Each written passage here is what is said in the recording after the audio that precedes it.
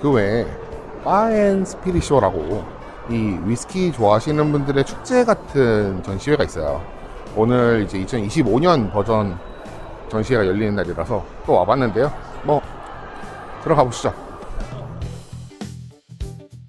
올해로 5번째로 개최되는 2025 서울 바앤스피릿쇼는 국내외 다양한 주류 브랜드가 한자리에 모이는 그런 전문 전시회로 칵테일, 위스키, 증류주, 안주 같은 식문화까지 다양한 분야를 아우르는 주류의 문화 축제입니다. 이게 주류 박람회가 아무래도 와인과 전통주 위주라면 이쪽은 주로 증류가 된 하드리커류가 메인이 되고요. 그러다 보니 또 안 가볼 수가 없겠죠.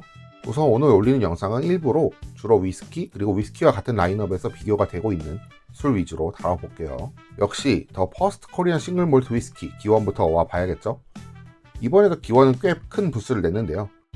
위스키를 만드는 재료인 몰트, 메가나, 피트, 또 오크통을 구성하는 스테브 같은 거라든지 쿠퍼리지에서 핸들링하는 그런 도구 같은 것들도 같이 전시를 하고 계셨어요.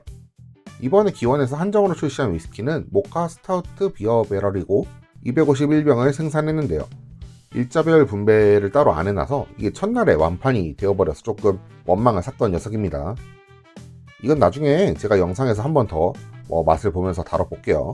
브리딩을 좀 하면 할수록 초콜릿이라든가 맥주의 홉 같은 그런 느낌이라든가 올라오는 게 꽤 재밌었습니다. 그리고 이번에 8월 15일 광복절 80주년을 기념을 하면서 만든 위스키 기원 광복 80주년 에디션이 있는데요. 이건 군산에서 만든 코리안 몰트를 이용해서 만든 진짜 신토부리 위스키인데 캐스크 쓴 거는 사실 기원 이글 나왔던 거랑 같은데 확실히 몰트가 달라서 그런가 맛이 좀 완전 달랐어요. 약간 더 고소하고 진한 과일 쪽이었습니다. 이거는 좀 하나 사고 싶었어요. 이게 바쇼에 오면 이렇게 오픈된 세션에서 하는 강연 같은 것도 들을 수 있기 때문에 전문적으로 해당 분야에서 일을 하시는 분들의 여러 가지 이야기를 들어보면서 이 술을 마시는 사람으로서는 그런 전문성을 좀 높일 수 있는 계기가 되기 좋습니다. 지금 화면에서는 앤드류 마스터가 기원 관련된 이야기를 강연을 하고 있고요. 다음으로 이제 가본 곳은 김창수 위스키 증류소인데요. 여기서는 이제 수입하시는 것도 이렇게 같이 팔고 하는 모습입니다. 블라드녹 30년 갖고 싶긴 하네요.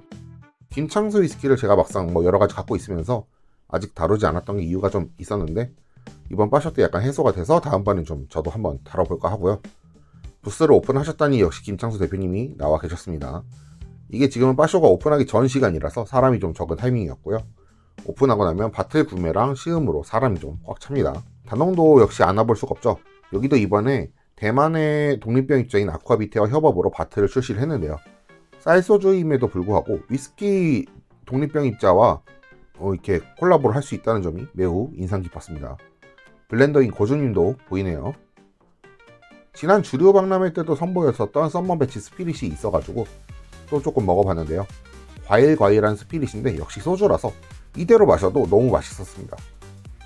나포세일이 정규 배치로 나오면서 이제 수록이라고 팔게 되는데 요거 술 나쁘지 않거든요. 꼭 드셔보시길 바라고요. 이날 미스테리 바틀도 마셔봤는데 레드와인 캐스크에서 숙성을 하다가 토니포트랑 마데이라 옥타브 캐스크라고 작은 거에다가 추가 피니싱을 한 캐스크 덕지를 해놓은 끝판왕도 마셔봤는데요. 요거는 좀 비싸도 출시를 해줬으면 합니다. 특별판들은 디자인도 좀 다르게 해서 내놓다 보니까 더 예쁘게 디자인이 되는 모습입니다. 누가 이걸 보고 소주라고 생각하겠어요? 그 다음으로 크브 크래프트 브로스도 왔는데요. 여기는 맥주를 만들던 곳에서 증류랑 숙성도 해버리시는 그런 곳인데 이번에 로튼글라스와 협업을 해가지고 바트를 출시를 하셨어요. 특이한 느낌의 술을 마셔본다고 하면 저는 정말 좋은 선택이라고 보고 위스키 같은 느낌으로 충분히 메이저 위스키들과 싸울만 하다고 봅니다. 단점은 용량이 500ml예요. 이게 제일 아쉬워요. 여기는 윌로우드라고 가물술 공방술로 숙성을 하시는 곳인데 여기도 술이 그냥 깜짝 놀라게 맛있습니다. 분류가 소주긴 한데요. 이번에 코르크가 세관에 좀 잡혀 있었던 이슈 때문에 뚜껑을 플라스틱으로 급하게 진행을 하셨다가 플라스틱 냄새 때문에 환불까지 가게 되는 그런 억가를 좀 당하셔서 제가 좀 마음이 안 좋습니다. 어쨌든 술만큼은 진짜 백이에요. 이게 갑자기 튀어놓은 다크호스라는 그런 느낌입니다. 다음으로 미라온을 내면서 또 소주와 위스키의 경계를 허물려고 하는 화심주조인데요. 여기도 슬슬 술에 이 컨셉과 자리가 잡혀가는 듯 싶습니다. 아니 저는 저 나무 부스가 그냥 창고인가 했는데 나중에 보니까 시음존이더라고요. 그냥 밖에서만 하는 건 줄 알고 있었는데 그것만 찍었습니다. 가봤어야 되는데 아쉽네요. 여기는 코리안 깔바도스 사과 증류주를 만드는 추사입니다. 확실히 옥그통을 오래오래 해온 업체들은 슬슬 이제 물이 오르는 것 같습니다. 수사 50 이번에도 잘 나왔고요. 여기도 앞으로도 더 다양하게 잘 나왔으면 좋겠습니다. 시트러스는 이름 그대로 시트러스예요. 제주도의 귤을 이용해서 증류를 해가지고 만드는 그런 귤 브랜디를 만들어서 오크 숙성까지 하는 그런 곳입니다. 대표적으로 실내 명주가 유명한데 이번에 실내 명주 휴라고 해서 인천국제공항 면세점에서만 파는 술을 출시를 했습니다. 이게 도수가 좀 더 높아졌는데 기존 실내 명주에서 나는 귤피, 진피라고 하죠. 거기서 오는 그 후추 느낌의 스파이스가 저는 조금 더 다른 쪽으로 가게 된 것 같아서 좀 더 좋았어요. 드디어 스코틀랜드 위스키로 넘어가게 됩니다. 제가 제일 좋아하는 브랜드 부나하벤인데요. 이게 원래 수입사이던 인덜지에서 캄파리 코리아로 판권 이전을 하면서 이 캄파리 그룹이 원래 디스틸에서 공급받던 수준으로 바틀을 받아오게 됐는데요. 만류 기종이라고 이제 제자리에 온 느낌입니다. 고속 바틀의 단가가 높은 편이긴 한데 부나하벤은 따로 저 같은 팬층이 있을 정도로 정말 좋은 술인 거는 확실해요. 마스터 블렌더인 줄리안 페르난데즈 님도 오셔가지고 뭐 이렇게 강연도 하시고 바틀 구매를 하고 사인도 하고 사진도 찍어주시고 이러고 계셨어요. 저도 패스아일 24년도 버전 14년 사가지고 사인 받았습니다. 자랑하는 거 맞습니다. 캄파리 코리아에서 판권을 가져온 거에 블랙보틀도 있죠. 이번에 부스를 냈는데요. 스모키한 블렌디드 위스키 만세입니다. 맛도 니트로 즐기기에 되게 나쁘지 않은 선택이고 가격도 되게 저렴해요. 저는 이걸로 만든 갓파더 칵테일을 되게 좋아합니다. 그리고 블랙바틀 좋아하는 2021년, 22년 이때 분들이면 다들 원했던 블랙바틀 10년 또 다른 버전들 우리나라 안 들어오던 거 이런 것도 이제 들어옵니다. 얼마나 좋습니까? 다음으로 라세이 맛이 나는 라세이 섬의 라세이 증류소에서도 부스를 내가지고 라세이 섬 사시던 라세이 증류소의 이세기 디스틸러님도 한국 오신 김에 만나 뵈러 왔습니다. 라세이 덩카나 진짜 맛있더라고요. 나중에 덩카나 또 들어오면 저도 노려보는 걸로 그렇게 하겠습니다. 이야기도 좀 많이 나눠서 재밌었습니다. 나가하마 증류소라고 아시나요? 여기가 나고야로 가가지고 조금 더 올라가면 증류소에 한 1시간 반 정도면 갈 수 있는데 규모가 되게 작고 좀 여러가지 실험적으로 만드는 곳인데 되게 술은 잘 만드는 곳입니다. 여기가 폐교에서 숙성을 하고 있기도 하고요. 여러가지 독립병입이랑 콜라보도 하고 자체적으로 다양한 콜라보 라벨 같은 것도 많이 만들고요. 나가하마에서 블렌디드를 만들면 나가하마 영어를 거꾸로 해서 아마하간이라고 하는 블렌디드 시리즈도 내고 있습니다. 여기는 2023년쯤 확 떴던 레터잭이죠. 오도수 아일리시 위스키입니다. 어째서 김 파는 곳에서 같이 파는지는 모르겠지만 어쨌든 레터잭은 레몬필 같은 상큼함이 있고 되게 좋은 아일리시 위스키고요. 이번에 빠쇼 오신 분들 중에 여기 못 본 분이 없을 거예요. 디콘이라고 해가지고 저 스팀펑크한 저 느낌 재밌죠? 이게 일본을 사실 많이 다니신 분들은 마트나 슈퍼 이런 데서 많이 보셨을 거예요. 근데 이거를 이번에 페르노리카에서 수입을 한 것 같아요. 저가형 블렌디드 스모키 붐이 오는 것 같습니다. 옆에는 제퍼슨 버번도 있는데요.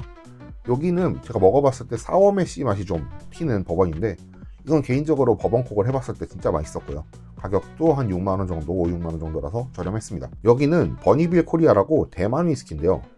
저도 TTL이랑 카발라는 알았는데 여기가 또 있었대요. 그래서 원래는 주문 생산만 하던 곳인데 이제 일반 판매 같은 걸 하면서 우리나라에 들어왔다고 합니다.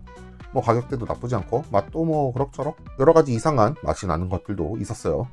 나라셀라 이거 아시는 분들은 아시는 레이크스 위스키나 사브로마르 위스키를 수입을 하는 곳인데요. 사브로마르 위스키가 호마다 위스키 패밀리라고 하는 만화 영화가 나오면서 좀 유명해졌죠. 개인적으로는 사브로마르 한정판 마셨을 때 감동을 잊을 수가 없네요. 메타베브에서 미스터 보스턴 부스를 냈는데요. 여기는 사제라 컴퍼니에서 만드는 초저가 베이스 주류입니다. 1리터 한 병에 2만원을 안 해요. 믹서를 위스키보다 쓴 피버트리를 쓰고 있어가지고 호기심에 한 잔 얻어 마셨습니다. 맛있었어요. 지자케 CY 코리아 여기는 이름만 들어보면 일본 지역주를 수입하는 그런 곳 같은데요. 쭉 보다 보니까 왼쪽에 류카가 있었어요. 류카는 오키나와 위스키인데 이거 한국 정발된다? 이것도 꽤 좋은 정보인 것 같아서 영상 넣어봤습니다. 다음으로는 아치로즈인데 이거는 호주 위스키입니다. 진도 만들고 있고요. 여기는 호주가 아무래도 메가가 유명하고 하다 보니까 메가를 갖고 여러 가지로 실험적으로 증류를 해가지고 위스키를 만드는데 고숙성은 아닌데도 꽤 진한 색상을 내주고 있기도 하고요. 맛도 썩 나쁘지 않습니다. 이게 데일리로 달리는 드로낙 같은 애들이랑은 좀 결이 다르니까 그래도 다양하게 먹어보고 싶다면 좀 추천드리는 제품이에요. 다음으로 이제 대기업급의 탐두, 글렌고인 여기는 부스에 사람이 너무 많아서 못 들어갔고요. 이번 빠쇼 기준으로 또 고숙성 바틀이 수입이 된 것 같습니다. 그 옆에는 하이웨스트인데 이거는 버번 계통이고요. 유타주 위스키입니다. 병이 좀 올드 패션드한 게 특히 이뻐요. 여기 뒤쪽으로는 스카치 블루가 있는데요. 디자인이 좀 싹 바뀌었는데 아직 저는 디자인 좀 불호. 하지만 이번에 확실히 각각 키몰트를 모아서 세트로 판다던가 하는 발상은 좋은 것 같습니다. 이 블렌디드가 무슨 위스키다 하는 공부용으로는 참 좋은 것 같아요. 와, 다음으로 카발라는 여긴 뭐 거의 무슨 성전을 지어놨는데요. 여기는 시음하시려는 분들 너무 많아가지고 저는 못 들어갔고, 대신에 구독자분 도움으로 마스터 클래스에 들어갈 수 있었습니다. 시음한 위스키는 5종류, 디스틸러리 셀렉트, 넘버1, 클래식, 트리플 쉐리 캐스크, 15주년 EX 버번, 15주년 올로로소 쉐리, 이렇게 5가지였고요. 요분이 데이비드 첸 대사인데 설명도 잘하고 딕션도 좋고 영어도 잘하고 배울 점이 많았습니다. 확실히 설명을 하는 사람은 저렇게 잘해야 되는구나 뭐 이런 거 좀 느꼈고요. 전반적으로 만족스러웠고, 솔직히 맨날 카발라는 솔리스트지만 외쳤던 제가 좀 부끄러워지는 그런 테이스팅이었어요. 다 맛있었습니다. 듀어스에서도 부스를 크게 냈는데요. 여기는 인원을 소규모로 끊어가지고 칵테일을 만들어서 줘가지고 이제 그런 걸 경험해 볼 수 있도록 조언을 만들어놨는데, 좀 저렇게 해가지고 확실한 팬층을 만들기 좋게 해놨다 뭐 이렇게 생각합니다. 그 뒤로 커티샥하고 티토스가 있었는데요. 티토스는 뭐 보드카니까 설명할 거 딱히 없고, 커티샥은 확실히 저렴하게 즐기기 좋은 블렌디드 위스키죠. 좀 올드한 블렌딩이라서 저는 조금 무겁고 씁쓸하다 이런 맛이 나는 감이 있는데, 이게 또 레몬 같은 거 넣어가지고 하이볼로 타면 기가 막히긴 합니다. 뭐 이렇게 해서 돌고 있다 보면은 독립병입자 회사들도 많이 보이게 되는데요. 여기는 위스키 냅이라는 독립병입자 회사고, 예전에 위스키 테일즈 걸로 해가지고 제가 예전에 영상 올린 적도 있어요. 위스키 테일즈 같은 경우에 이제 서브컬처 캐릭터 같은 걸 이용해가지고 라벨을 만드는 쪽이고, 위스키 냅이가 원래 수입하는 그 업체입니다. 이렇게 독립병입자 같은 경우에는 자기네들이 이제 술을 만드는 건 아니고 캐스크 자체를 사다가 그거를 이제 병입을 해가지고 판매하는 업체라고 생각하시면 될 것 같아요. 여기가 지금 오픈 전이라 가지고 아직 사람이 없는데, 조금 있다가 오픈이 되게 되면 그때부터 완전 전쟁터로 바뀌게 됩니다. 와, 여기는 우글우글해요. 그리고 여기 뒤로 달달이라고 있는데, 여기도 되게 좀 오래된 독립병입자 회사입니다. 물론 수입도 같이 하고 있고요. 이제 오른쪽에 있는 이쪽은 수입이고, 달달에서도 라벨을 이렇게 여러 가지 새로 그려가지고 하는데, 약간 동양적인 거, 홍길동이라든가 화초라든가 뭐 이런 동양적인 이미지를 사용하는 걸 되게 좋아하십니다. 예전에 도지코인 그 이미지 갖고서도 한번 라벨을 만든 적이 있어서 유명해졌죠. 어쨌든 이쪽도 여러 가지 되게 많이 수입을 하고 있으니까 다음에 뭐 보실 기회가 있으면 좋을 것 같고요. 다음으로 와본 것은 이제 로앤히라고 하는 독립병 회사인데, 여기도 되게 여러 가지로 많이 내놓고 있습니다. 여기 같은 경우에는 뭐 김과장 시리즈라든가 뭐 별자리 시리즈라든가 뭐 이런 거 되게 많이 내놓고 있고요. 그리고 또 이제 하이코스트의 이제 수입사다 보니까 하이코스트랑 연결되어 있는 독립병입 해가지고 들어오는 위스키들도 되게 많이 있고요. 그리고 보시면은 여기 2025 뱀 버전 이런 거는 뭐 예를 들어서 집에 아기가 있는데 올해 태어난 아기다 그러면 기념으로 저런 걸 하나 같이 놔두고서 나중에 얘가 성인 되면 같이 먹겠다 뭐 이런 분들도 되게 많이 있어요. 그리고 이제 옆쪽으로 오게 되면은 이번에 이제 파인스피릿쇼 한정판으로 특별하게 병입을 해놓은 이런 캐스크들도 구매를 할 수 있는 기회가 있었습니다. 다음으로 제가 또 좋아하는 일본 위스키 니카에서도 부스를 냈는데요. 이거 이제 얼마 전부터 수입을 하기 시작했잖아요. 물론 저는 매년 노이치 증류소에 가고 있기 때문에 뭐 그렇게 확 끌리지는 않았습니다만, 뭐 오셨던 니카 직원분들이랑도 조금 얘기해 볼 시간도 있어서 좀 좋았고요. 캐치 테이블처럼 시음줄 예약하는 시스템이 참 좋았습니다.